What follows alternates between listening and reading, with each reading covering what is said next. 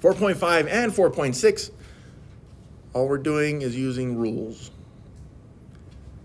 But the good news is that factoring by grouping would still work on these, even if you didn't remember the rules, okay?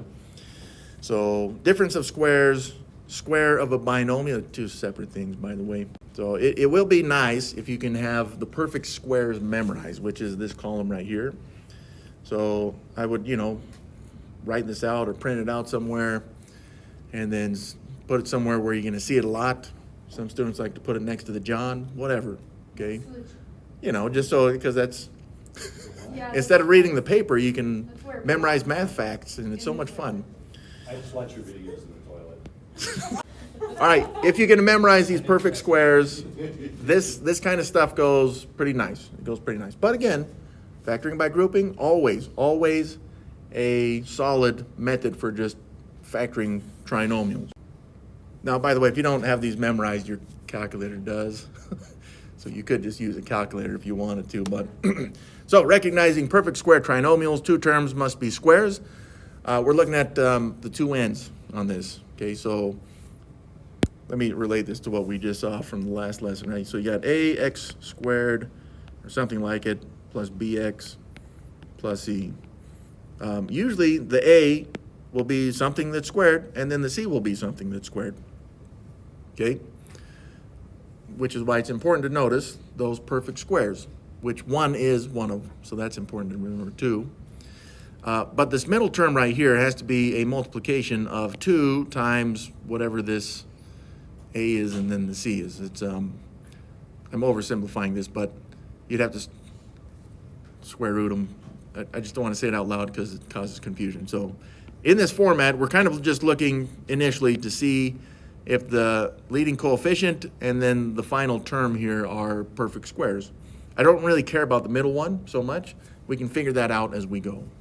If they are squares, and you notice that we've gotten rid of the x's, so the first term, this could be something like, for example, maybe I'll use 100. That's an easy one. 100x squared. Well, what you would do is you would take that 100x squared, and instead of writing it as 100x squared, you'd write it as two different factors squared, which would be 10 and x. Okay, so this we see that the 100 is 10 squared, which is important to notice. If it was like 25, it'd be 5 squared. And then usually the variable will be something that is squared as well.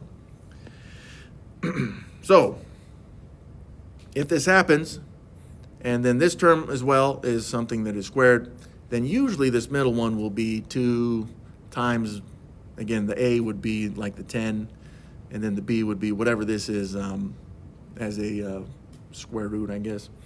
2 times this stuff, and that would be your middle term. So you do kind of have to check the middle term, but if it is, you get to just write it in this format right here. A plus b squared, and notice it has to do with just this first one. The second one should always be plus. The second operation should always be plus, but our first operation, it can switch. If it was minus, then it's minus between in the binomial. If it's plus between in the binomial. But again, if you wanted to factor by grouping, because it's so much fun, do it. If you start with something that's not a perfect square in the front or the back even, look to factor with the greatest common factor first, which is, again, it's something you should always do when you're factoring. Look at your trinomial, see if there's something you can factor out of all 3 terms, get that out of the way, and then usually something else will pull up that hopefully is a little bit. Okay, so I got my rules up here so I don't forget, and we can don't get the buzzer if you know what I mean. So on this one, which is fine, So on this one, okay, so I don't really care about the negative 72. I'm just looking at my ends here. I got 81 and 16. Even the x squared is kind of important, but I know the 81 and 16 they're both perfect squares. So let's see what this is. Okay, so I'm going to rewrite this. I'm rewriting the same exact expression, but I'm rewriting it in a different way so that we can see these perfect squares as their bases, right? So for example, 81, that would have been 9 squared, but the x is squared as well, so it's really 9x squared. I'm doing more work than than you'll need once you get enough experience with this, by the way. And then the 16, that would have been a 4. I get the 4 on there. There we go. 4 squared. So I see that the two n terms are perfect squares. Even the x squared is a perfect square. All right, well, what about that middle term? Well, it's negative 72. But all I really care about is this 2 times the a times the b? Well, that would have been 2 times 9x times the 4. Which is, now it's 72, right? It would be 72x if you multiplied all that stuff. I don't really care about the minus sign, because now that I see that the middle term actually is 2 times a times b, I know that my perfect square binomial is going to be squared, but the minus sign up there tells me that it's going to be minus here in between. Well, what are we minusing? The a and the b. Now, if you really wanted to have fun, which I'm not going to do, you could factor this by grouping. And it is. It's so much fun. But the rule is nice because we found something pretty quick. The only check we really needed right here was this one. But you could separate these and then remultiply them with factoring. I'm sorry, with distribution or FOIL. And then you'd get the original expression there. So yeah, if I didn't, let's say that I had 60 right here. 60 is not a perfect square. Okay, I could factor out a greatest common factor, but that probably wouldn't help me in that case. I would have to use factoring by grouping. But by the way, make sure you always check, on the inside here, that there's nothing that can still be like a greatest common factor, that there's nothing to factor out there as well. And between the 9 and 4, there's just the one x, so I know I can't factor that out either.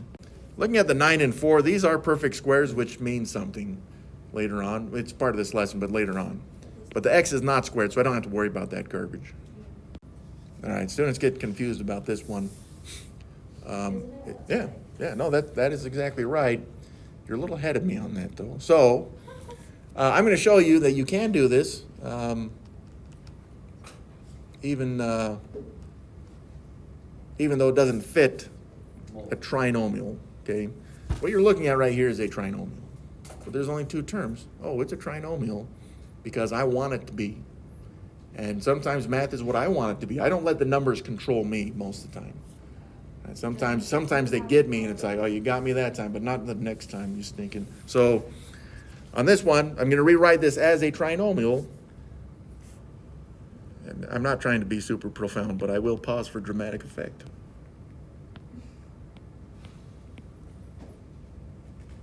Okay, there's your binomial. How is this a trinomial? Boom, I found it. Yeah, now, most students don't get this, so if you're not understanding what I just did right there, I added 0. What do you mean you added 0? Yeah, I can add zeros many times as I want, which gives me lots of freedom, I think. But at this point, I wouldn't necessarily use the a squared plus 2ab plus b squared crap, specifically because it's minus 81. So I'm not actually expecting to use any of these because you see it should be plus b squared. So at this point, I would use factoring by grouping. This is really a template for what we're going to see next, by the way. And I know you don't care, but I'm feeling good. So negative 81, I want 2 factors of negative 81 that add up to 0, such as 9 and negative 9.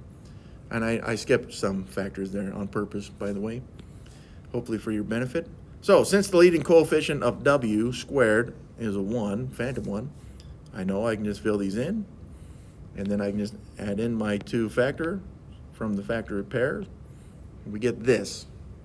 Now, I could still have used factoring by grouping. I could have changed that 0w into a 9w minus 9w. But I feel good about where we are on this one. And that completes this one. It's a lead up to difference of 2 squares. Okay, so if you see that your first term is something that is squared, even if it's just w squared, right, like on that last problem, the coefficient of that is 1. 1 is a perfect square, so it is squareable.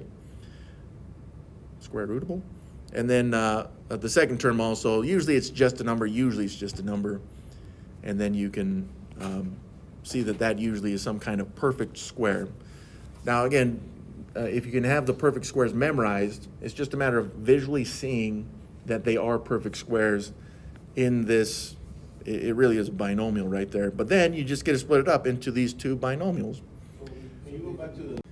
Yeah, notice this is difference. If you get plus between this, it is factorable, just not yet. So you may notice that these are squares, but if it's plus, it's something that we're going to see later. Right now, we just want to see a minus on these. So right here, I'm probably going to do more work than you would need on this stuff, just to identify my A and B, right?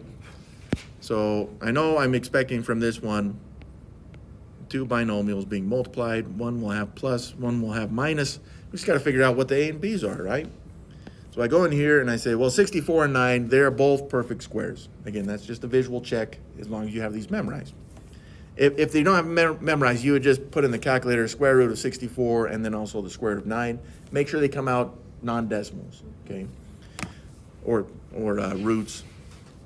So this first term, 64x squared, at least it's worked in the past. So the 64x squared, I'm going to change this into the 64 would have been 8 squared, and then of course the x squared is just x to the power of 2. So my a value is 8x, and then I know I can go down here and just fill in my a values with 8x. Okay, because that's the a, and then I don't really care about the minus because it's just the difference of squares.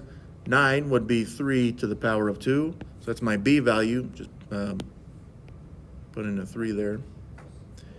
I did it. If you wanted to, you could factor by grouping, and then you could FOIL it up.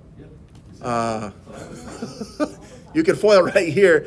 Yeah, you could FOIL right here just to make sure you get the original expression, which I think is a good idea, by the way. But again, always make sure, like even at this point, check both of your binomials, make sure there's nothing that can be factored out of either one of those, which if it could have, it would have been factorable from this point as well. But I don't see any on this. Sometimes I don't mind the rules so much. Here we go. This one right here. 3 is not a perfect square. Neither is 363, whether you know it or not. You can just put it in the calculator, square root of 363. It'll give you decimal values. Pretty ugly. So what the crap does this mean? Well, That's a third. yeah. So 3 and 363 can be factorable. We can factor out a 3 right here. Yep. So let's do that. Okay. Let's see if we. There we go. I'm going to factor out a 3 from both of these, which means the 3a squared, 3 divided by 3 is 1. 363 divided by 3, 121. Which, by the way, 1 and 121 are both perfect squares. So I'm still left with the a squared, and the minus sign I'm not messing with, okay? So, you know what? I'll keep the 1 there just because it looks pretty. But you don't have to. So what I see, I got a difference of squares, perfect squares. So I am expecting two binomials with a's and b's. I'll have plus and minus. Some students like to put the minus in the first binomial and then plus in the second one. It doesn't matter. But what I do notice here is that the 1a squared would have been, as an a value, 1a to the power of 2. So my first term in both of these is 1a. And then 121 would have been 11 to the power of 2. So that's my b value in both of these. But again, don't forget to include the 3 as part of your answer, because that is crucial. And yeah, some students at this point are like, please get rid of the 1. Fair enough. It's still there, by the way. It's just lurking in the shadows and you can't see it, which should make you uncomfortable.